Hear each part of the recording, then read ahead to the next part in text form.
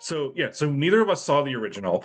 Did you have the cast album when it came out, or did you No, discover it later? Okay. no. I remember them singing "Who Will Love Me as I Am" on the Rosie O'Donnell show Hmm. because I also remember them because I remember watching the Tonys and seeing them sing "I Will Never I Leave will You" never leave you. at the Hmm. Tonys. But of course that was the same season as Ragtime and Life.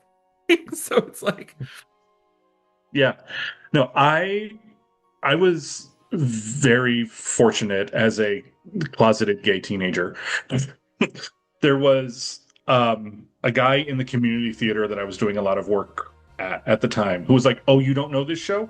Here is a copy. You don't know this show? Here is a copy." And so that's how I got a large part of my collection. And one of those shows was Sideshow. And so that cassette got a lot of play in my car, in my bedroom, because he was a 15-year-old gay man, two blonde belting divas. Of course. And so then I was like, oh, I love this show. I want to do this show someday. And I bought the script and I read the script and I went, oh, yeah, it makes sense why this show closed. Because the original it's almost sung through. There's a lot of recit and weirdly scanning recit. So it's just odd. Where it's like, no, this could have been dialogue. yeah. And so it's just like, okay, yeah, no, I can understand with these other things opening that season. Yeah, this did not stand a chance. Um, but then they announced 2014 they were doing a major revision and a revival. And I was living in New York at the time, so I went, I need to go see that. You can tell the rest. I was designing something. What was I designing? I was in New York and it was the day that they announced the closure. It wasn't the day it was closing, but it was the that they had announced that it would be closing just after Like New a week Year's. later or something. Yeah. Yeah. And so it was actually the this is the anniversary of both of us going to the same performance like 3 years before we knew Three before we years before we met. met. 3 years before we met. You were in the orchestra, I was in the mezzanine, and we were at the same performance of this show. I think I was row M. I think I was row M center. I got a really good ticket from TKTS. Mine is EKTS too. I was like the second row of the mezzanine. And you're still jealous I had a better seat. Yep. How do we how do we take this large, we have two different versions that are very different. What are we doing with it in our space? A lot of we talk a lot about our shows are stripped down out of necessity because we don't have time to build a set. We're doing it concert style with binders in hand, um, because what we're focusing on is the story and the music. Um, but I think that what's funny is our idea of what a concert is has continued to evolve from show to show. You know, And I so joke, I joke that we're like Connecticut's encores. we Have are. you We seen what really Encores are. is doing as a concert lately? I think the central conceit of our concept really happened when we were sitting. I mean, people get sick of hearing our show selection, which is basically like we get three breaths. We sit down, get three breaths in after our strike, and we go, okay, what's next year? And I think we were literally in the space last year We talking had about we had put the last thing away and sat and down to catch our breath. literally the idea rolled out, and it started from the idea of being able to dress the space. Um, And so I don't want to give too much away, but we really, masterclass was about using the space sort of as intended. It was a lecture in a hall, Drowsy was about transforming the space into something cozy. And we did that through there were a bunch of lamps and very little bit of furniture.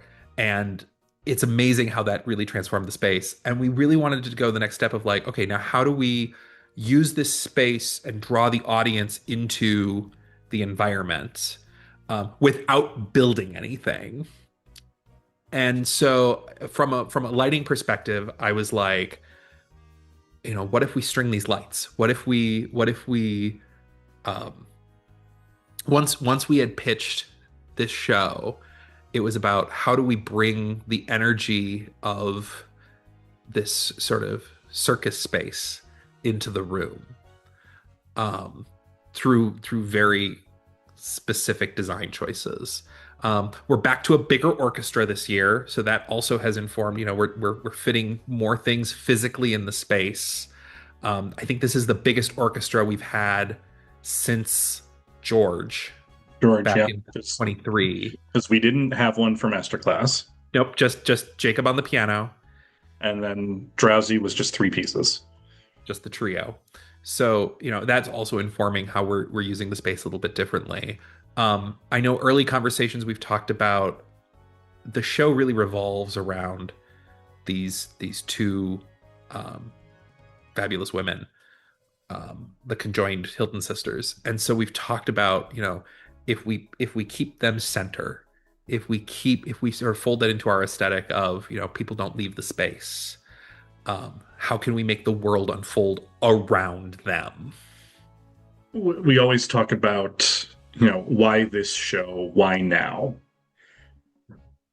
So, A, why this show, why now? And why did we finally say, yes, it's time to do this show? Because it's been on our list from the very beginning. Like, it's one of the shows where our, like, I want to do this show lists overlap. And I know for me, we hadn't, because we didn't have, as far as I was concerned, the twins in our little stable of performers. And then you said to me, yeah, but we do. Well, and that's the challenge. This is one of those shows you don't go into without your principles. Um, there's, I mean, it's a powerhouse role vocally, both of them. It's um, it's also a heck of, and again, I think this goes back to the difference between the two versions of the show. I think that what the 14 really helps to capture is these were real people. It's easy to sensationalize this, but they were incredibly interesting characters. I mentioned I do all this stuff for the website. I went into a deep dive about these two women and learning what about their history, and it's fascinating to me that even digging out as close as I could get to primary sources, how we know so much, and yet because there's so much information, there's so much misinformation, there's been so much hyperbole, there's been so much things have gotten um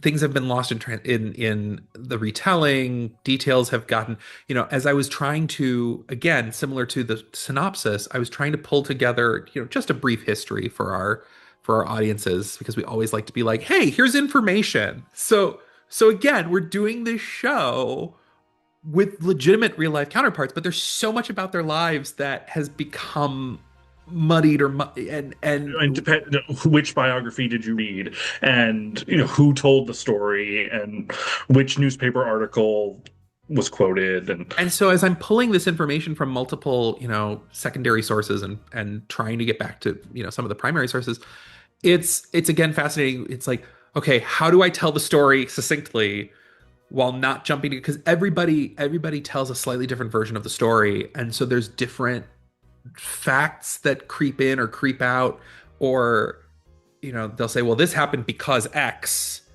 but it doesn't really. And so what's fascinating is when you get into the story of the show, there's things that are very clearly based in history and are very clearly based in things that we know actually happened, are well documented. And then there's things that they went, this is for the sake of the story. It's like, this is good storytelling. Yeah.